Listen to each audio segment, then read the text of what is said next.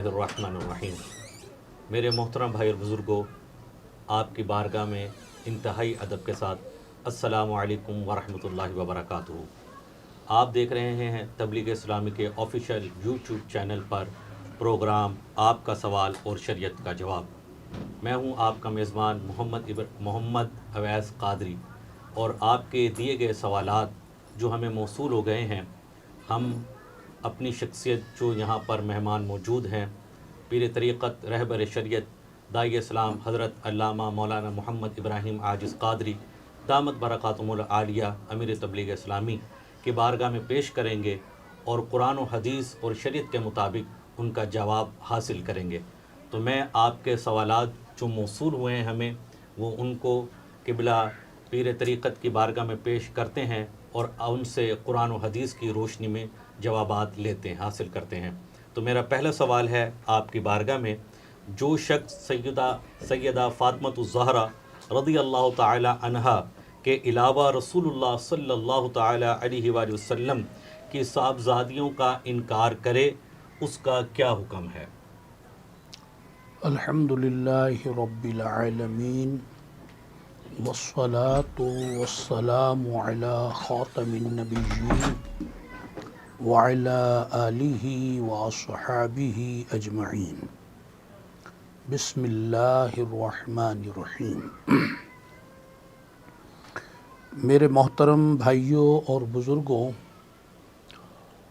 और मेरी मोहतरम माओ बहनों बेटियों, सवालात का सिलसिला शुरू हुआ है। पहला सवाल औलाद मुस्तफ़ा सल्लल्लाहु ताला अलैहि वालिहि वसल्लम, इसके बारे में पूछा गया कि कुछ लोग ऐसे हैं कि जो रसूलुल्लाह सल्लल्लाहु अलैहि वसल्लम की साहबजादियों में से सिर्फ़ सैयदा फ़ातिमतुज़ ज़हरा रज़ियल्लाहु ताला अन्हा को आपकी साहबजादी मानते हैं और बाकी साहबजादियों का इनकार करते हैं। याद रखें, वो गुमराह हैं, बेअदब हैं, जाहिल हैं, बद मज़हब हैं, बिदती हैं। रसूलुल्लाह सल्लल्लाहु ताला अलैहि वालिहि वसल्लम की 4 साहबजादियाँ हैं और इस पर तमाम उम्मत का इत्तिफाक है और मुसलमानों में किसी दौर में भी ये मसला इख्तलाफी नहीं रहा। और आप सल्लल्लाहु अलैहि वसल्लम के जो साहिबजादे हैं, उनकी तादाद में अलबत्ता इख्तिलाफ रहा है। किसी ने 4 साहबजादे कहे, किसी ने 3 कहे, किसी ने 2 कहे। 2 पर तो तमाम उम्मत का इजमा है, इत्तिफाक है। और इमामुल मुहद्दिसीन शेख अब्दुल हक मुहद्दिस देहलवी रहमतुल्लाह अलैह, आपकी तहकीक के मुताबिक असह कौल ये है कि आप सल्लल्लाहु अलैहि वसल्लम के 3 साहिबजादे हैं। तो आपकी औलाद की तादाद 7 हुई, 4 साहबजादियाँ और 3 साहबजादे।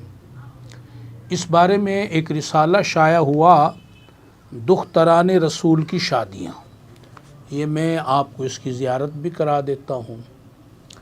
इसमें इब्तिदा ही में इस बारे में तफसील और तहकीक लिखी हुई है, तो आप इस रिसाले को ज़रूर पढ़ें, घर वालों को भी पढ़ाएं। इसमें और भी मुफीद बातें हैं। और जो रसूलुल्लाह सल्लल्लाहु अलैहि वसल्लम की साहबजादियाँ हैं और साहबजादे हैं, उनके नाम आप ख़ुद भी याद करें और अपने बच्चों को भी याद कराएं। आपके जो 3 साहबजादे हैं, उनके नाम हैं सैयद हज़रत कासिम रज़ियल्लाहु ताला अन्हु, सैयद हज़रत इब्राहीम रज़ियल्लाहु ताला अन्हु, सैयद हज़रत अब्दुल्ला रज़ियल्लाहु ताला अन्हु। ये जो अब्दुल्ला हैं, इन्हें ही तैयब व ताहिर कहा जाता है, इनका ये लक़ब है। और 4 साहबजादियाँ हैं, जिसमें सबसे बड़ी साहबजादी जो हैं सैयदा हज़रत ज़ैनब रज़ियल्लाहु ताला अन्हु, दूसरी साहबजादी हैं सैयदा रुकैया रदी अल्लाह ताला अन्हा, और तीसरी साहबजादी हैं सैयदा उम्म कुलसूम रदी अल्लाह ताला अन्हा। चौथी साहबजादी हैं सैयदा हज़रत फ़ातिमतुज़ ज़हरा रदी अल्लाह ताला अन्हा। अल्लाह ताला हमें सही अक़ीदा नसीब फ़रमाए, और यही सही अक़ीदा है जो मैंने आपके गोशे गुज़ार किया। जज़ाकल्लाहु खैरा। किबला पीर साहब, हमारे पास जो अगला सवाल आया है वो ये है कि कुछ पीर हजरात और उनके मुरीदीन कई अंगूठियां हाथों में पहनते हैं, इसका क्या हुक्म है? ये जो पीर हो या मुरीद हो, शरीयत तो सबके लिए एक ही हुक्म रखती है, बल्कि पीरान उज़ाम को तो तकवा और परहेज़गारी ज़्यादा इख्तियार करनी चाहिए। और आम तौर पे जो जोहला हैं वो ऐसा काम करते हैं। जो सही पीरान इज़ाम हैं वो शरीयत के ख़िलाफ़ अमल नहीं करते, क्योंकि पीर का काम ही शरीयत पर मुरीदों को चलाना है। जो ख़ुद शरीयत पर न चले तो वो दूसरों को क्या चलाएगा, वो मुर्शिद कैसे बनेगा। तो इस मसले में याद रखें, मर्द के लिए शरीयत मुताहरा में एक अंगूठी की इजाज़त है, और वो भी उस पर पहनना कोई लाजिम नहीं है। अगर वो पहने तो एक अंगूठी जो है पहन सकता है, और वो अंगूठी भी चांदी की हो। चांदी के अलावा किसी और धात की पहनना मर्द के लिए जायज़ नहीं। और चांदी का वज़न जो है 4.5 माशे से कम हो। और अगली शर्त ये है कि उसमें नग भी लगा हुआ हो। खाली छल्ला अगर पहनता है तो वो भी जायज़ नहीं है। तो अब एक अंगूठी चांदी की, चांदी का वज़न 4.5 माशे, नग हो, नग के वज़न की कैद नहीं है। तो ये इस शराइत के साथ एक अंगूठी पहनने की इजाज़त है। अब वो पीर हो या मुरीद हो या कोई भी मुसलमान हो, मर्दों के लिए यही हुक्म है। अलबत्ता औरतें सोने चांदी का जेवर पहन सकती हैं, और वो एक से ज़्यादा अंगूठियाँ पहन सकती हैं। उन पर न वज़न की कैद है न नग की कैद है। उन्हें हर तरह के सोने चांदी के जेवर की इजाज़त है। बहुत शुक्रिया। जज़ाकल्लाह, आपने इसका जवाब हमें अता किया। अगला सवाल जो हमें मौसूल हुआ है वो ये है कि माहाना नापाकी के अय्याम के दौरान में औरत अपने नाखून, ज़ेर नाफ बाल, बगल के बाल काट सकती है या नहीं? ये एक गहरा मसला है। इसको भी आप तवज्जो से इसका जवाब समाअत फरमाएं। इन अय्याम के दौरान वो ये चीज़ें काट सकती है। ये जो ज़ायद बाल हैं, नाखून हैं, इनको काट सकती है, क्योंकि उस पर अभी हदस वाक़े नहीं हुआ। अब इसकी तफसील को समझें, क्योंकि हमारा मकसद इस सिलसिले को कायम करने का महज हाँ ना में जवाब देना नहीं है, बल्कि आपको समझाना भी मकसूद है कि शरीयत मुताहरा का जो हुक्म है उसकी कुछ वजाहत भी की जाती है। मैंने अर्ज़ किया कि इसका जायज़ होना उसकी सूरत ये है कि अभी औरत पर हदस वाक़े नहीं हुआ। हदस की दो किस्में, हदस असग़र, हदस अकबर। यहाँ हदस अकबर की बात है जिसे गुस्ल कहते हैं, कि अभी उस पर गुस्ल करना फ़र्ज़ व वाजिब नहीं है। तो लिहाजा वो ये बाल काट भी सकती है, नाखून भी काट सकती है, जब उसकी नापाकी के अय्याम ख़त्म होंगे। जैसे ख़त्म होंगे उस पर गुस्ल फ़र्ज़ होगा। अब गुस्ल फ़र्ज़ हो गया, अब इस हालत में इन बालों का काटना, नाखून का काटना मकरूह कहलाएगा। अब मैं समझता हूँ कि ये मसला आपको अब समझ आ गया होगा, और यही हुक्म जनाबत का है कि अगर किसी पर गुस्ल जनाबत है तो नहाने से पहले वो अपने नाखून और इन बालों को काटना उसके लिए भी मकरूह है। वो पहले गुस्ल कर ले, उसके बाद ये नाखून वगैरह काटेगा। तो ये बात आपको समझ आ गई। यहाँ अब एक मैं और ज़रूरी बात समझाना चाहूँगा। अगर औरत पर ऐसे अय्याम महीने के आ गए जिसमें नापाकी के दिन होते हैं और उसने नाखून नहीं काटे थे कि इस दौरान 40 दिन पूरे हो गए नाखून ना काटे हुए या जायद बाल ना काटे हुए 40 दिन हो गए, अब तो उस पर लाजिम हो गया, ज़रूरी हो गया कि वो इन बालों को और नाखूनों को काटे, क्योंकि 40 दिन से ज़्यादा बढ़ाना जो है वो मकरूह तहरीमी और नाजायज़ व गुनाह है। तो अब वो इंतज़ार नहीं करेगी कि मैं नापाकी के अय्याम पूरे हो जाएं, गुस्ल कर लूँ फिर काटूँगी, इस तरह वो गुनाहगार होगी। इसी तरह अब कुर्बानी आने वाला एक महीने के बाद सिलसिला कुर्बानी में ये है कि जो कुर्बानी करना चाहे तो जब चाँद नज़र आ जाए तो उसके बाद वो अपने नाखून ना काटे, मुँह ज़ेरे नाब, बगल के बाल इनको ना काटे, सर के बाल भी ना काटे। तो इस दौरान ये है मुस्तहब, उसके हक़ में सुन्नत मुस्तहब्बा है। अगर इस दौरान ईद से पहले, कुर्बानी से पहले उसके 40 दिन पूरे हो जाए नाखून ना काटे हुए या बाल ना काटे हुए, जायद बाल जिनका काटना ज़रूरी है, तो अब उस पर लाजिम होगा कि 40 दिन पूरे होने से पहले या पूरे होते ही वो अपने नाखूनों को काटे, मुँह ज़ेरे नाफ को काटे, बगल के बाल को काटे। 40 दिन से ज़्यादा बढ़ाना इनका मकरूह तहरीमी व गुनाह है। तो कुर्बानी में भी हम इंतज़ार नहीं करेंगे अगर 40 दिन हो गए पूरे के अब कुर्बानी के बाद काटेंगे, नहीं।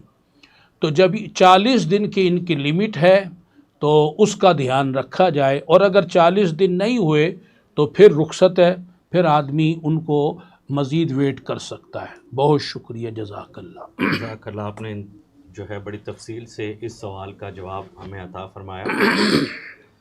अगला सवाल जो हमें मिला है वो ये है कि दौरान नमाज पेट के अंदर गैस या हवा को ज़बरदस्ती रोक कर नमाज पढ़ना कैसा है? सल्लु अलन नबी सल्लल्लाहु अलैहि वसल्लम। जब पेशाब, पाखाना, री, हवा, गैस की शिद्दत हो तो उस हालत में नमाज का पढ़ना मकरूह तहरीमी है। अगर इस हालत में नमाज पढ़ी गई उसको दोहराना वाजिब होगा, क्योंकि ये हालत माजूरी नहीं है। अब अगर मैं थोड़ा सा इसकी वजाहत कर दूं, अगर बंदा इस दौरान नमाज पढ़े, नमाज पढ़ने का क्या मतलब है, अल्लाह ताला की बारगाह में खड़ा है, अब उसका ध्यान किधर होना चाहिए? अल्लाह की तरफ, नमाज की तरफ ध्यान हो, अल्लाह की तरफ ध्यान हो। लेकिन शिद्दत जिसमें है, अब उसकी बार बार तवज्जो पेशाब की तरफ जा रही है, री की तरफ जा रही है, पखाने की तरफ जा रही है।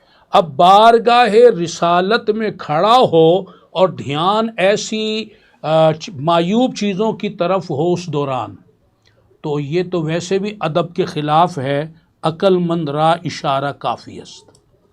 और ये बात भी मैं अर्ज़ करता चलूँ कि अगर नमाज का वक्त जा रहा है, ऐसा वक्त है कि अब नमाज का वक्त जा रहा है और इन चीज़ों की शिद्दत है, तो अब उसे हुक्म यह है कि नमाज कज़ा ना करे, इसी हालत में वो नमाज पढ़ ले और उसके बाद फारिग होकर दोबारा तहारत करके फिर वो अपनी नमाज की कज़ा कर ले, दोहरा ले, वाजिबुल इयादा उसको दोहरा ले।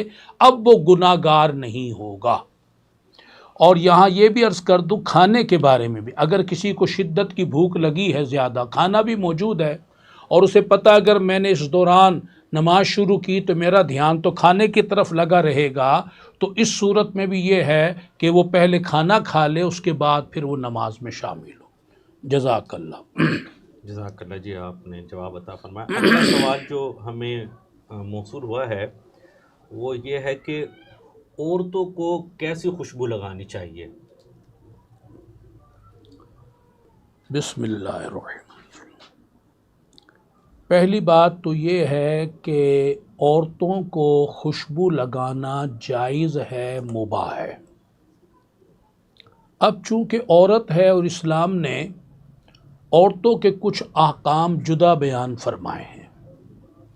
हर वो चीज़ कि जो गैर मर्दों को उसकी जानिब तवज्जो मबजूल कराए, उसको शरीयत मुताहरा ने मना फरमाया है। उसमें से एक खुशबू भी है। इसलिए औरतों को कहा गया कि वो खुशबू लगाए। अब मैं इसकी तफसील बताता हूँ। वो खुशबू लगाए, ऐसी लगाए कि जिसकी खुशबू भड़कीली ना हो, बहुत फैलने वाली ना हो, और उस खुशबू से अगर रंगत आती हो तो वो ठीक है, क्योंकि औरत को ज़ेब ज़ीनत की इजाज़त है। तो रंगत अगर खुशबू से उसको मिलती हो तो वो तो बेहतर है, लेकिन खुशबू फैलने वाली ना हो। किस सूरत में? दो सूरतें हैं। अगर वो अपने शौहर के पास है और ऐसी जगह शौहर के पास जहाँ शौहर ही है या महरम मर्द हैं या घर वाली औरतें हैं, वहाँ कोई नामहरम मर्द नहीं है, तो अब ये तेज़ खुशबू भी लगाए कि जो उन तक ही पहुँचे घर के अंदर, ये जायज़ है। हर वक्त तेज़ खुशबू नाजायज़ नहीं है। तेज़ खुशबू की सूरत नाजायज़ की मैं बताता हूँ। शौहर के लिए अगर ये लगाती है और वो शौहर तक ही जाती है तो इसमें कोई हर्ज नहीं, बल्कि हुस्ने नीयत से ये इसके लिए अफजल है, बेहतर है, और इसको सवाब मिलेगा अगर ये शौहर की नीयत से लगाती है। और अगर ये खुशबू शौहर के अलावा जो महारिम है घर में, बाप है, बेटा है, भाई है या घर की ख़वातीन है, उन तक चली जाए तो भी हर्ज नहीं है। लेकिन अगर घर के अंदर नामहरम हैं, उन नामहरमों को खुशबू पहुंचाना इसके लिए दुरुस्त नहीं होगा। ये तो घर के अंदर की बात हो गई, या और किसी ऐसी जगह जहां सिर्फ शौहर, औरतें और महारिम हों। लेकिन अब तेज़ खुशबू लगाकर अगर ये घर से बाहर जाए और घर से बाहर जो लोग चल रहे हैं, बैठे हैं, इस तेज़ खुशबू की वजह से वो उनकी तरफ, औरत की तरफ मुतवज्जे हों, तो ऐसी तेज़ खुशबू लगाना औरत के लिए जायज़ नहीं है। तो उसके लिए हुक्म दिया कि अगर वो ऐसी किसी जगह जाती है जहाँ गैर मर्द हैं, तो वहाँ वो ऐसी खुशबू लगाए कि जो फैलने वाली ना हो, कम उसकी खुशबू निकलने की जो है वो मिकदार कम मिकदार में खुशबू फैले। और अगर वो ऐसी जगह जहाँ ऐसे गैर मर्द ना हो तो फिर वो तेज़ खुशबू भी लगा सकती है। अब यहाँ से ख़वातीन ख़ुद गौर कर लें कि आजकल मैं ये बात बतौर इस्लाह अब अर्ज़ कर रहा हूँ, शौहर के लिए खुशबू नहीं लगा रही ख़वातीन, लेकिन जब किसी महफिल में जाती हैं, जब शादी ब्याह में जाएं, हत्ता के बाज़ार शॉपिंग के लिए जाती हैं, तो पूरा सेंट लगा के, खुशबू लगा के, मुअत्तर हो के, लथपथ हो के जा रही होती हैं। जिसके लिए शरीयत ने जायज़ कहा, उसके लिए तो खुशबू के नाम की खे भी नहीं, और जिसके लिए नाजायज़ कहा, उन बाज़ारों में, गलियों में, शॉपिंग सेंटरों में, होटलों में, पार्कों में जाते हुए खूब खुशबू में लथपथ होके जाती हैं, तो ये नाजायज़ है, गुनाह है, हराम है। नबी पाक सल्लल्लाहु अलैहि वसल्लम ने इस पर बड़े सख्त कलिमात फरमाए कि जो औरत खुशबू लगाकर लथपथ होकर जाए और गैर मर्द जो हैं वो किसी मजलिस से गुज़रे, लोग उसकी तरफ मुतवज्जे लोगों को अपनी तरफ करे खुशबू से, तो वो ऐसी है, यानी बदकारा औरत है। उसको बदकारा औरत कहा। तो अब जो दफ्तरों में जाती हैं, होटलों में जाती हैं, बाज़ारों में जाती हैं और ज़रूरत से जाएं या बिला ज़रूरत जाएं, तो उनके लिए ऐसी खुशबू लगाना जो मर्दों को मुतवज्जे करने का ज़रिया बने, ये नाजायज़ है। और यहाँ ये बात कह दूँ कि ये खुशबू हुई का मसला नहीं, अगर वो लिबास ऐसा पहनती हैं, यहाँ तक कि बुर्का भी ऐसा पहनती हैं भड़कीला, कि जिसकी वजह से लोगों की नज़र और तवज्जो उनकी जानिब मबजूल हो, तो वो लिबास और वो बुर्का भी उनके हक़ में दुरुस्त व जायज़ नहीं होगा। अल्लाह ताला समझ अता फरमाए। आमीन। जज़ाकल्लाह, आपने बहुत ही फ़िक्र अंगेज़ इसमें गुफ्तगू फरमाई। हमें जो अगला सवाल मौसूल हुआ है कि अगर कोई औरत नापाकी की हालत में घर में फिरे या खाना बनाए और ज़रूरी काम के लिए बाहर जाए, तो इसके बारे में क्या हुक्म है?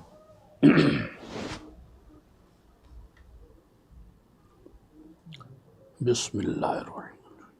यानी मकसद ये है कि गुस्ल उस पर लाजिम है। अब ये औरत हो या मर्द हो, हुक्म तो दोनों के लिए एक ही है। गुस्ल शरई तौर पर उन पर वाजिब व फ़र्ज़ है, लाजिम है। अब इस हालत में उनका घर में फिरना, उठना बैठना, वक्त गुजारना या घर से बाहर चले जाना या घर का कोई काम, सफाई सुथराई, खाना पीना करना, इसका शरई हुक्म क्या है? तो ये शरई तौर पर तो मुबाह है, शरन तो ये मुबाह है। अलबत्ता बेहतर ये है कि वज़ू कर लिया जाए, वरना कम अज़ कम हाथ धो लिए जाएँ, कुल्ली कर ली जाए। और इतनी ताख़ीर करना इस हालत में कि जब गुस्ल फ़र्ज़ था कि नमाज कज़ा हो जाए, इतनी ताख़ीर करना ये हराम है, ये नाजायज़ है। और अगर इतनी ताख़ीर नहीं की तो ये बेहतर तो नहीं है, अफजल तो नहीं है, लेकिन ये मुबाह है। तो इस हालत में वो वक्त भी गुजार सकती हैं, कुरान नहीं पढ़ सकते, लेकिन ज़िक्र व अज़कार, दुरूद पाक, वज़ू करके या कुल्ली करके वो ये चीज़ें भी कर सकते हैं। हदीस पाक में फ़रमाया कि जिस घर में कुत्ता हो या तस्वीर हो या जुनबी हो, उसमें रहमत के फ़रिश्ते नहीं आते।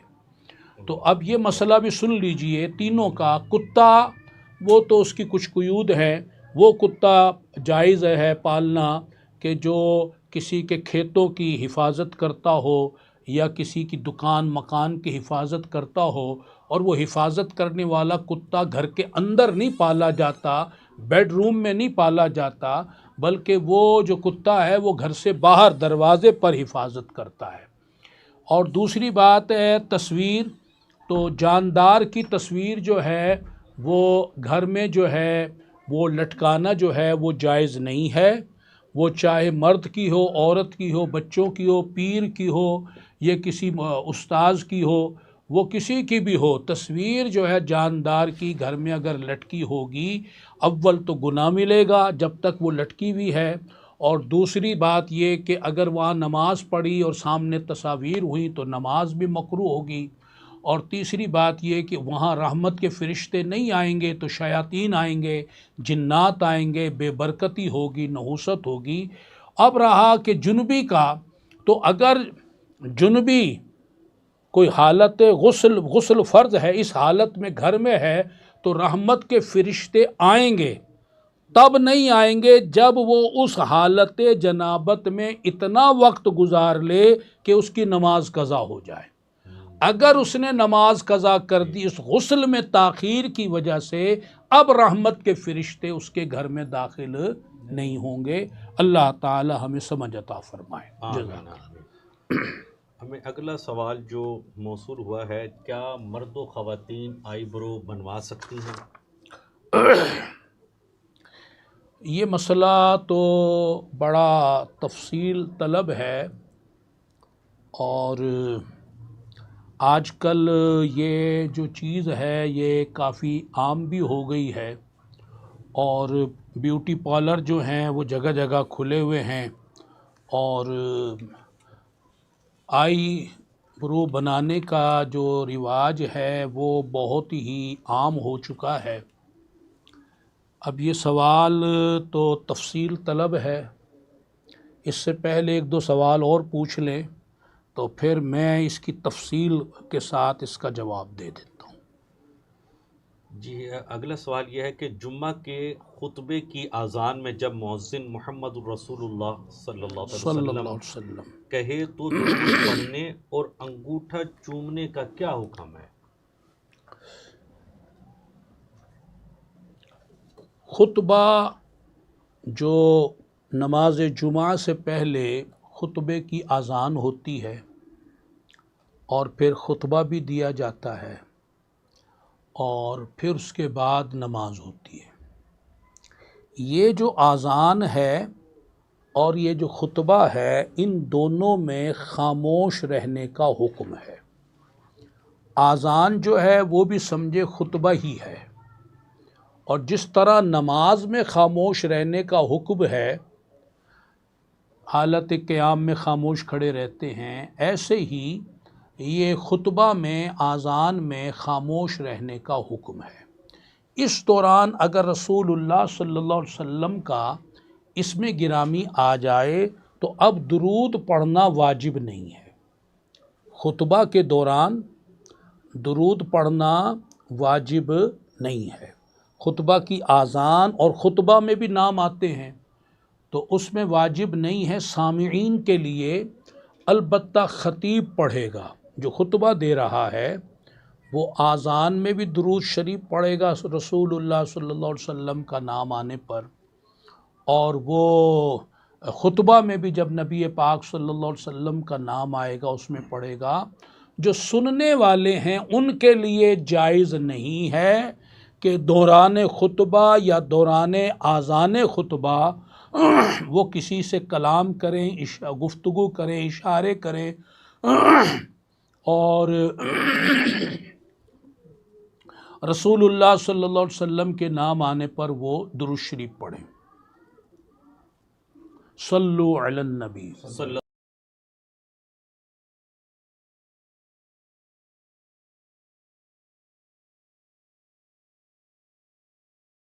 कि मैं अर्ज़ ये कर रहा था कि वो दौरान खुतबा या आज़ान खुतबा रसूलुल्लाह सल्लल्लाहु अलैहि वसल्लम का नाम सुनकर दुरूद नहीं भेजेंगे और इस दौरान वो अंगूठे भी नहीं चूमेंगे।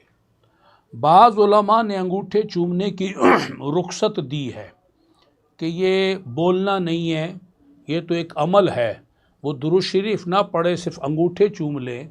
लेकिन जो मोहतात उलमा हैं उन्होंने अंगूठे चूमने से भी मना फरमाया कि बिल्कुल बंदा सुकून से साकित बैठे, वो हरकत भी ना करे और वो कलाम भी ना करे। तो बेहतर यह है कि अंगूठे भी ना चूमे और दुरूद शरीफ भी ना पढ़े, किसी से कलाम भी ना करे, किसी को इशारे भी ना करे और ख़ामोशी के साथ आज़ान भी सुने, खुतबा भी सुने। जज़ाकल्लाह। जज़ाकल्लाह। अगला सवाल ये है कि बहुत से लोग कहते हैं कि किस्तों पर चीज़ें लेना ये सूद में आता है, क्या किस्तों वाला कारोबार करना सूदी कारोबार है? बिस्मिल्लाहिर्रहमानिर्रहीम। हमारे उलमाए अहले सुन्नत, उनके नज़दीक ये सूद में नहीं आता, ये सूदी कारोबार नहीं है। अगर कोई शख्स कोई चीज़ बेचता है, मिसाल के तौर पर ये मोबाइल बेचा जाता है और उसे कहते हैं कि जनाब अगर आप यक मुश्त लोगे तो ये 50,000 का है और अगर आप किस्तों में लोगे तो ये 80,000 का है।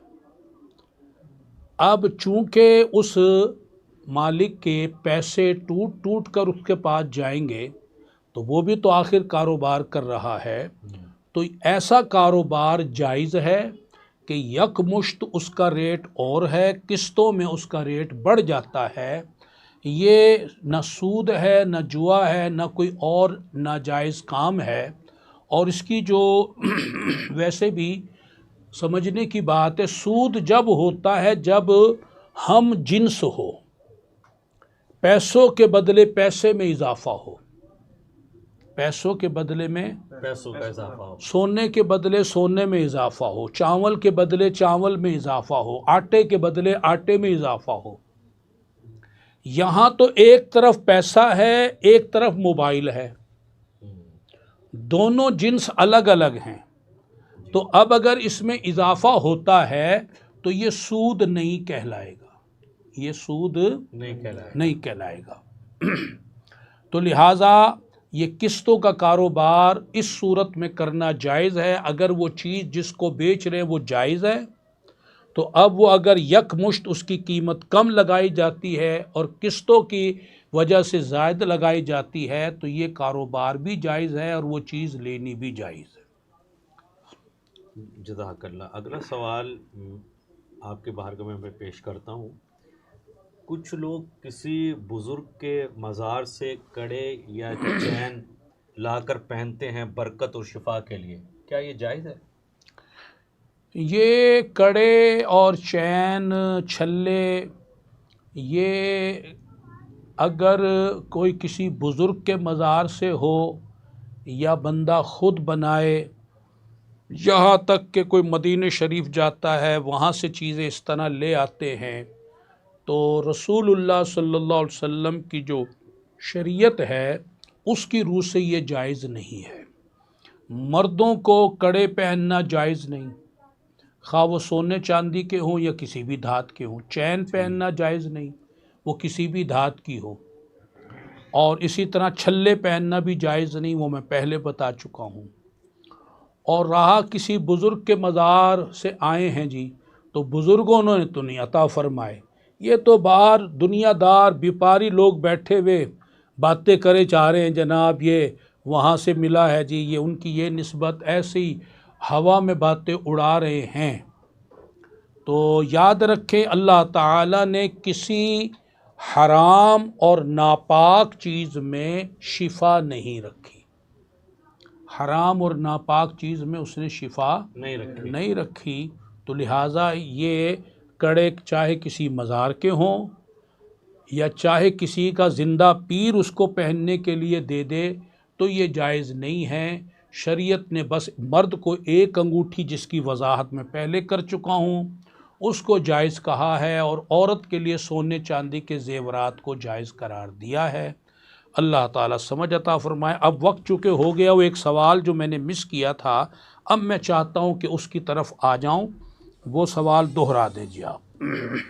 वो सवाल ये था, क्या ख़वातीन और मर्द हजरात आईब्रो बनवा सकते हैं या नहीं? चूँकि अब तो गली गली ब्यूटी पार्लर खुल चुके हैं, अब जिनके कारोबार चमक रहे हैं वो माल दौलत की मोहब्बत में हक बात से भी इनकार कर देते और उसमें फिर शरीयत की दलील नहीं लाते। कोई कुरान की आयत लाएं, कोई हदीस लाएं, कोई सहाबी का कौल लाएं, किसी बुज़ुर्ग का हुक्म लाएं, वो अपनी अक्ल के घोड़े दौड़ाते और अक्ल से जवाब देते हैं और अक्ली दलाइल लाते हैं। कहाँ कुरान, कहाँ हदीस और कहाँ एक नाकिस शख्स की अक्ल। तो ऐसे भाई बहनों से मेरी गुजारिश है कि अगर मेरी ये बात जो मैं शरीयत की बात बता रहा हूँ उनके अक्ल कबूल नहीं करती, तो वो अल्लाह के हुजूर तौबा इस्तिग़फ़ार करें और हक़ कबूल करने की दरख्वास्त करें, ना कि इस पर बहस मुबाहसा करें और अक्ल के घोड़े दौड़ाएं। अब मसला सुन लीजिए कि सल्लु अलन नबी सल्लल्लाहु तआला अलैहि वसल्लम। ये आईब्रो बनाना मर्द और औरत दोनों के लिए नाजायज़ है। अब मैं इसकी तफसील आपके सामने रखूँगा, इसलिए मैंने ये मसला आखिर में रखा। शरई एतबार से इसको मुसला कहते हैं कि अल्लाह ताला की बनाई हुई सूरत को बदलना, अल्लाह ताला की बनाई हुई सूरत को तब्दील करना, बिगाड़ना। और हदीस पाक में इस काम पर लानत आई है। मुजाहिद की किताब है कि दाढ़ी रखने का शरई हुक्म और हमारा किरदार, उसमें बड़ी तफसील के साथ मैंने इस मसले को लिखा है। तो वो नाम तो दाढ़ी की किताब है, लेकिन उसमें बहुत सारे अहकाम शरीयत के बयान हुए हैं। आप उनको तफसील के साथ वहाँ पढ़ सकते हैं। तो मैं यहाँ कुछ तफसील आपके सामने रखता हूँ, तो आप ज़रा उन्हें सुनेंगे तो इंशाअल्लाह आपकी समझ में आएगा। पहले पूरा मसला सुन लें, फिर दलाइल पेश करता हूँ। अगर बाल फितरी तौर पर जो आते हैं भवों के, पलकों के, भवों के फितरी तौर पर जो आते हैं, अगर उससे वो बढ़ जाएं और मायूब लगें, तो वो जो मायूब लग रहे हैं, बढ़ गए हैं फितरी तौर पर, तो उनको तो काटना जायज़ हुआ, और वो भी ज़रूरत की वजह से। और अगर हुस्न की वजह से, कि हुस्न में इजाफ़ा हो, खूबसूरती में इजाफ़ा हो, इस नीयत और इस वजह से जो आई बरू बनाए जाते हैं, ये बिल्कुल नाजायज़ व हराम है। अब मैं आपके सामने कुरान व हदीस पेश करता हूँ, तवज्जो फरमाएं, और अगर कोई इस बुराई में मुब्तला है तो तौबा करे। अल्लाह ताला सूरह निसा में इरशाद फरमाता है कि शैतान ने कसम खाकर कहा, चंद बातें कही, उसमें एक बात शैतान ने कही, और ज़रूर उन्हें कहूँगा तेरे बंदों को, बंदियों को, क्या कि वो अल्लाह की पैदा की हुई बनाई हुई चीज़ें बदल दें, अल्लाह की बनाई हुई चीज़ों को क्या कर दें, बदल दें। ये शैतान ने ये कसम उठाकर ये बात कही। अब रसूलुल्लाह सल्लल्लाहु अलैहि वसल्लम का फरमान जो सही बुखारी में है वो सुन लीजिए कि हज़रत अब्दुल्ला बिन ज़ैद अंसारी फरमाते हैं कि रसूलुल्लाह सल्लल्लाहु अलैहि वसल्लम ने लूट मार करने से, ये डाका डालना, लूटना, इससे, और मुसला करने, यानी अल्लाह ताला की बनाई हुई जो सूरत है उसको बदलने, बिगाड़ने से मना फरमाया। अब ये हदीस पाक भी मैंने पेश कर दी और कुरान की आयत भी पेश कर दी। अब इमाम अबू बकर बिन मसूद कासानी रहमतुल्लाह अलैह इसकी वजाहत यूँ फरमाते हैं कि दाढ़ी का मूंडना जो है ये मुसला है। दाढ़ी जो हराम है मूंडना, उसकी कई वजूहात हैं। एक वजह मुसला है कि अल्लाह, तब फिर आगे फरमाते, इसलिए कि हदीस पाक में मरवी है कि अल्लाह ताला ने मर्दों को दाढ़ी के साथ जीनत बख्शी और औरतों को गैसुओं के साथ जीनत बख्शी। तो अब जो औरतें गैसू काट के मर्दों की तरह वो छोटे छोटे बना लेती हैं, वो भी मुसला करती हैं, और जो मर्द हजरात दाढ़ी मूंड लेते हैं वो भी मुसला करते हैं कि अल्लाह की बनाई हुई सूरत को बिगाड़ते हो और शैतान के पीछे लगकर जो उसकी कसम थी उस कसम को पूरा करवाते हैं। और तीसरी बात ये कि ये वैसे भी यहूद व नसारा का तरीका है। और अब एक हदीस पाक सुनिए कि हज़रत इब्न अब्बास रज़ियल्लाहु ताला अन्हु रिवायत फरमाते हैं, ये तबरानी शरीफ की हदीस पाक है कि रसूलुल्लाह सल्लल्लाहु अलैहि वसल्लम ने फरमाया, जो बालों के साथ मुसला करे, अब वो दाढ़ी के बाल हों, वो भवों के बाल हों, वो पलकों के बाल हों, तो जो बालों के साथ मुसला करे, अल्लाह ताला के यहाँ उसका कुछ हिस्सा नहीं है। अल अमानो वल हफीज़, अल अमानो वल हफीज़। अब ये मामला जो है ना, ये आई बरू का आज का नहीं है, ये इस्लाम से पहले से चला आ रहा है। और ये पहले जो कुफ़ार ख़वातीन थी, उनमें जो बदकारा ख़वातीन होती थी, जो लोगों को बदकारी की दावत देती थी, वो ये काम करके बाज़ारों में निकलती थी और अपने इस हुस्न से मर्दों को अपनी तरफ बुलाती थी और वो बदकारियाँ करवाती थी। तो ये तरीका था। तो चुनाचे रूहुल बयान में मजमुल बहरैन सैयदना शेख इस्माइल हक्की रहमतुल्लाह अलैह इसी आयत मुबारका इसके तहत लिखते हैं कि ज़माने जाहिलियत में चंद नाजायज़ रसूमात हुआ करती थी, उनमें औरतों का अपने चेहरे के बालों को नोचना और नुचवाने का जिक्र भी हदीस पाक में आया है। और फिर सरकार सल्लल्लाहु अलैहि वसल्लम ने इस काम पर लानत फरमाई है। चाहे अब जदीद तरीक़ों से, पहले उसको किसी तरह राख रख के नोचते थे बालों को, फिर वो च्यूटी के साथ नोचने लगे, फिर धागे के साथ करने लगे, फिर करीमों के साथ करने लगे। अब ये जो भी सिलसिले हैं, इसकी बुनियाद वही है कि हुस्न के खातिर, खूबसूरती के लिए वो अल्लाह की बनाई हुई सूरत में तब्दीली वाक़ई करना, ये सिलसिला बनाया जाता है। तो जो औरतें ये काम खूबसूरती के लिए करें, हदीस पाक की रूह से उन्हें लानती करार दिया गया है।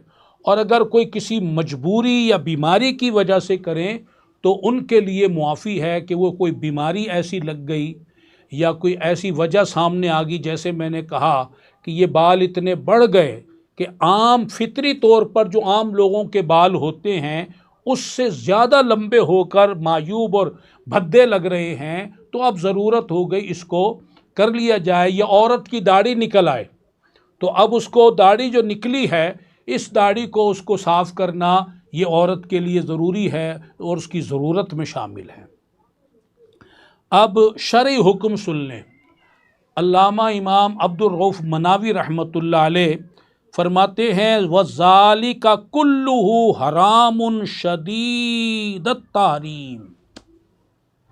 फरमाते हैं कि ये काम सख्त हराम है। और इमाम इब्न अरबी रहमतुल्लाह अलैह ने फरमाया कि ये सब काम उम्मत के इजमा से सख्त हराम है। उम्मत के इजमा से सख्त हराम है। इमाम नववी रहमतुल्लाह अलैह इरशाद फरमाते हैं कि ये काम यानी मुंह के बाल दूर करना और ये फिर आईब्रू बनाना वगैरह ये हराम है, मगर जब किसी औरत के दाढ़ी या मूंछ के बाल निकल आएँ तो उसे इन बालों को दूर करना हराम नहीं बल्कि मुस्तहब है। तो आपने इस बात को सुना, तो अब बहार शरीयत से भी मैं पढ़कर सुना देता हूँ। मशहूर किताब है बहार शरीयत में कि जो औरत अबरू के बालों को नोच कर खूबसूरत बनाती है और जिसने दूसरी के ये बाल नोचे, उस पर हदीस पाक में लानत आई है। अब हदीस पाक में 3 काम बयान हुए हैं। जो ये आयत करीमा जो मैंने पढ़ी, इसके तहत 3 काम बयान हुए जो दौरे जाहिलियत के थे। उसमें क्या थे कि बालों को नोच कर खूबसूरत बनाती थी, और दूसरा बदन को गुदवाती थी, जिसको आजकल हम कहते हैं टैटू बनाना। ये जो अपने ये किसी उज़्व पर नाम लिखना, फूल बनाना, कोई और टैटू बनाना, ये उस दौर से चला आ रहा है। ये टैटू बनवाती थी, गुदवाती थी और दांतों के दरमियान गैप करवाती थी। उस दौर में दांतों के दरमियान के गैप को हुस्न का ज़रिया करार दिया गया था, समझा जाता था। तो ये 3 काम वो करवाया करती थी और ये तग़यीरी खल्क़िल्लाह में शामिल है। और ऐसा करने वाली शैतान मलून की महकूम और पैरोकार हैं। तो ये बात भी मैंने आपके सामने रख दी। अब यहाँ एक मसला है जो मैं बयान करना चाहता हूँ कि कोई कहते हैं जी हमें हमारे शौहर मजबूर करते हैं, शादी नहीं हो रही तो अब देखने के लिए आते हैं रिश्ते, तो फिर हमें बच्ची को तैयार करना पड़ता है वरना लोग पसंद नहीं करते। तो मैं तो शरीयत की बात आपके सामने रखता हूँ। पहली बात तो ये कि हम तकदीर पर ईमान रखते हैं। जिसका रिश्ता अल्लाह ने जिसके साथ तय कर दिया है, जब वक्त तय कर दिया उसने होना है, हम शरीयत की रोशनी में रहते हुए, सुन्नत समझते हुए रिश्ता तलाश करें, ना कि हम शरीयत की हुदूद तोड़ दें। तो याद रखें, गुनाह का काम शौहर कहे तो भी जायज़ नहीं अमल करना, माँ बाप कहें तो भी अमल करना जायज़ नहीं। और हदीस पाक में है, ला ताअता लि मखलूकिन फ़ी मासियतिल खालिक। अल्लाह ताला की नाफरमानी में मखलूक की इताअत करना जायज़ नहीं। कि अगर आप मखलूक का तो कहा मानो और अल्लाह और रसूल की नाफरमानी हो रही हो, ये जायज़ नहीं है।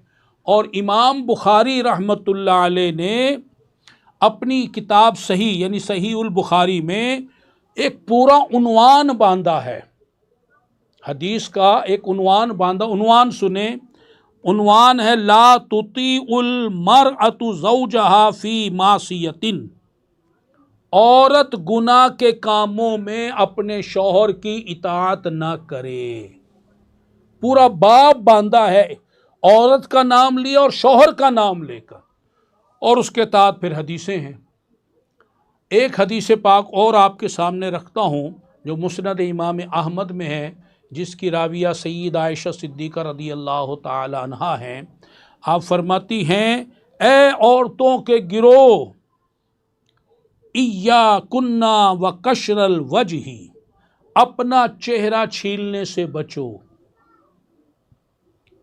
अपने चेहरे को छीलने से बचो। ये चेहरे को हुस्न के लिए, खूबसूरती के लिए जो उसकी बनावट की जाती है, तो इससे अपने आप को बचाओ। अब आखिर में एक हदीस पाक मैं आपके गोशे गुजार करता हूँ, और इसकी तफसील तो इंशाअल्लाह आप मज़ीद किताबों में देख लेंगे, लेकिन जितना मैंने बयान किया तो ये भी काफ़ी है। आप इस पर ज़रा तवज्जो फरमाएँ। सल्लु अलन नबी सल्लल्लाहु तआला अलैहि वसल्लम। हज़रत अब्दुल्ला बिन मसऊद रदियल्लाहु ताला अन्हु, आपसे मरवी है कि आपने ये हदीस पाक बयान की जिसमें दौरे जाहिलियत के वो बुरे काम ज़िक्र किए गए कि जिन्हें रसूलुल्लाह सल्लल्लाहु अलैहि वसल्लम ने मना फरमाया और जिन कामों करने वालों पर लानत फरमाई। अब ये हदीस पाक सुने, मैं उर्दू तर्जमा पर इक्तिफ़ा करता हूँ। अल्लाह की लानत हो गूदने वालियों और गुदवाने वालियों पर। अब ये गूदने और गुदवाने वालियों का एक तो है टैटू बनाना, और एक है अबरू खूबसूरत बनाने के लिए ये जो भवें हैं इनके बालों को साफ़ करना, नोचना, और उसको खूबसूरती और हुस्न की तरफ ले जाने के लिए ये काम करना, ये गूदने और गुदवाने में आ गया। दूसरा, बाल नोचने और नुचवाने वालियाँ, और दांतों में खिड़कियाँ, खूबसूरती के लिए खला पैदा करना। अगरचे अब इसका रवाज इस तरह नहीं है, लेकिन दौरे जाहिलियत में ये भी काम हुआ करता था। तो फरमाया कि ऐसा काम कराने वालियों पर अल्लाह की लानत हो जो अल्लाह ताला की पैदा करदा सूरत को बदलने वालियां हैं। अब ये हदीस पाक आप ने लोगों के सामने बयान की, ये बात बयान की, तो रावी फरमाते हैं कि बनु असद से ताल्लुक़ रखने वाली एक ख़ातून जिसका नाम उम्मे याकूब था, वो आ गई, और रावी भी ख़ुद हज़रत अब्दुल्ला इब्न मसूद ही हैं, इनके घर आ गई, और वो हाफिज़ा कुरान थी। वो आम ख़ातून नहीं थी, हाफिज़ा कुरान थी। अब जब उस तक ये हदीस पहुँची कि हज़रत इब्न मसूद रदी अल्लाह ताला अन्हो ये हदीस बयान करते हैं और ये 3 काम करने वालियों पर लानत करते हैं, तो वो आ गई और उसने आकर कहा कि मुझे आपके बारे में ख़बर मिली है कि आपने गूदने वालियों और गुदवाने वालियों, बाल नोचने नुचवाने वालियों और ख़ूबसूरती के लिए दांतों में खिड़कियां कराने वालियों पर, और जो अल्लाह ताला की पैदा करदा चीज़ों को बदलने वाली हैं उन पर लानत की है। तो हज़रत अब्दुल्ला इब्न मसूद ने फरमाया, मैं उस पर क्यों ना लानत करूं जिस पर रसूलुल्लाह सल्लल्लाहु अलैहि वसल्लम ने लानत फरमाई, हालांकि वो अल्लाह की किताब कुरान मजीद में मलऊन है। उस खातून ने अर्ज़ किया, मैंने 2 तख्तियों के दरमियान पूरे कुरान, यानी मैंने पूरे कुरान को पढ़ा, वो तो हाफिज़ कुरान थी, मुझे तो ये हुक्म पूरे कुरान में नहीं मिला, आपने कहाँ देख लिया? तो आपने फरमाया, अगर तू बगौर पढ़ती तो ज़रूर इस हुक्म को समझ लेती कि अल्लाह ने फरमाया मा आताकुमुर रसूल फखुज़ूहु वमा नहाकुम अन्हु फंतहू। अल्लाह ताला फरमाता है कि जो मेरा रसूल तुम्हें अता फरमाए वो ले लो, और जिससे मना फरमाए उससे बाज रहो। तो अब रसूलुल्लाह ने इसका हुक्म दिया तो ये कुरान की रूह से भी ये हुक्म हमारे ऊपर नाफिज हो गया। अब वो औरत कहने लगी कि मुझे तो ये गुमान पड़ता है कि इनमें से बाज़ काम तो आपकी अहलिया भी करती हैं। अब देखें उस औरत ने खुल के कितनी खुल गई। कहती है कि मुझे पता चला है, मेरा गुमान है कि ये जिन कामों पे आप लानत कर रहे हैं ये तो आपकी बीवी, आपकी अहलिया, घरवाली भी करती हैं। तो हज़रत अब्दुल्ला इब्न मसूद रदी अल्लाह ताला अन्हु ने फरमाया अच्छा ये बात है, फिर जाओ अंदर देख कर आओ, जाओ घर, और जाओ घर जाकर मेरी जोजा को देख कर आओ।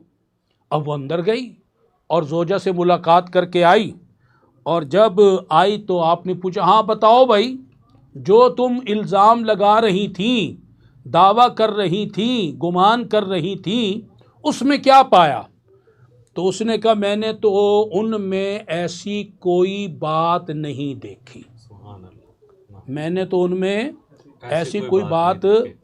अब जो बात सहाबी रसूल सैयदना हज़रत अब्दुल्ला बिन मसऊद रदी अल्लाह ताला अन्हो ने फरमाई, वो मर्दों के लिए भी और औरतों के लिए भी बहुत बड़ा दर्स है।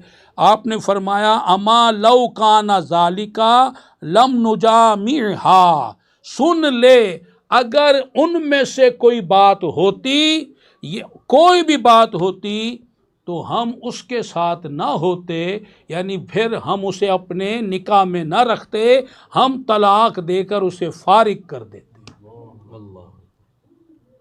ये था अमल हमारे बुज़ुर्गों का, सहाबा किराम अलैहिम रिदवान का।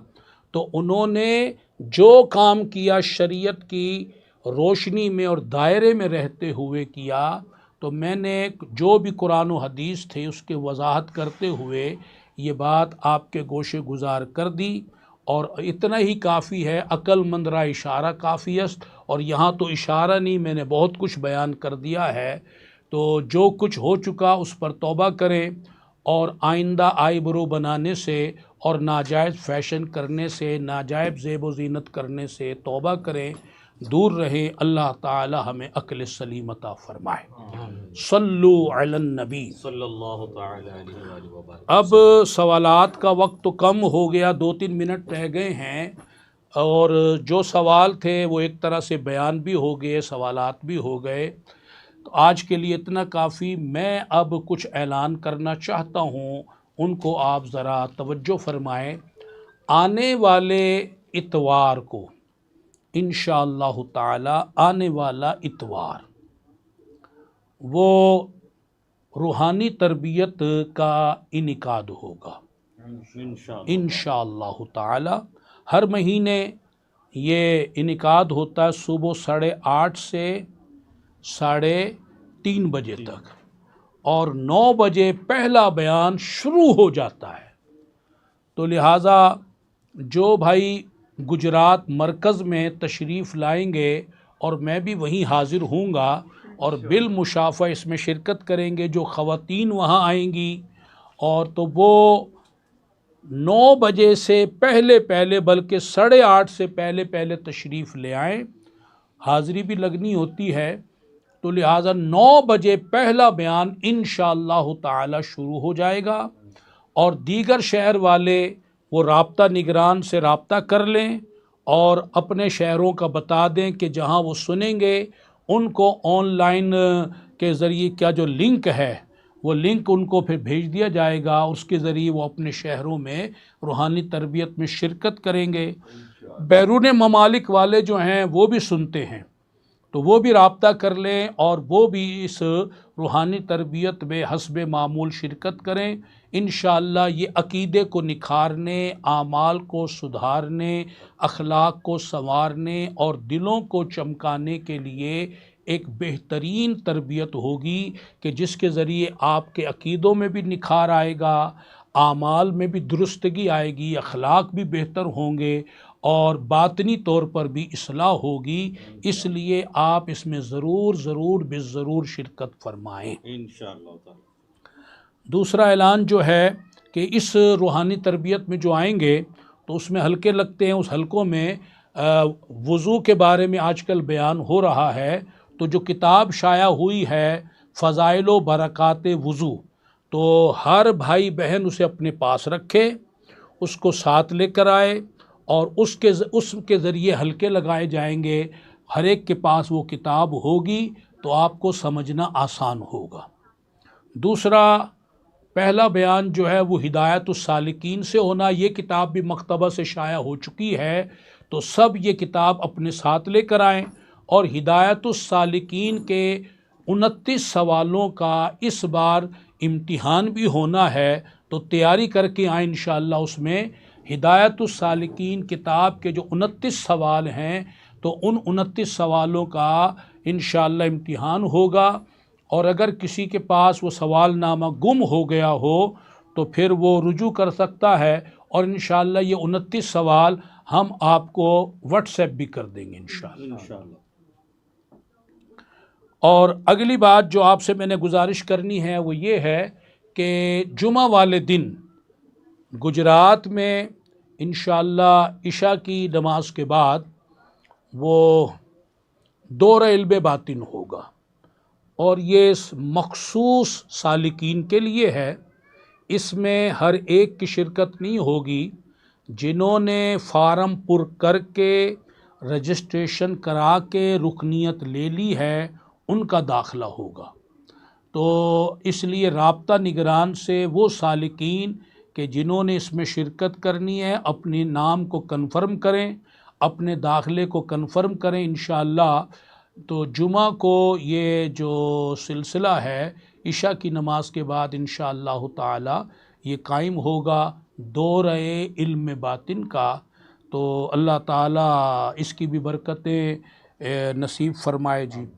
और बाकी है कि अपने शहरों में आप तबलीग इस्लामी के कामों में बढ़ चढ़ कर हिस्सा लें। अल्लाह ताला हमारी आज की हाज़िरी को कबूल फरमाए, आमीन। बिजाही ख़ातमिन नबीयीन सल्लल्लाहु अलैहि वसल्लम।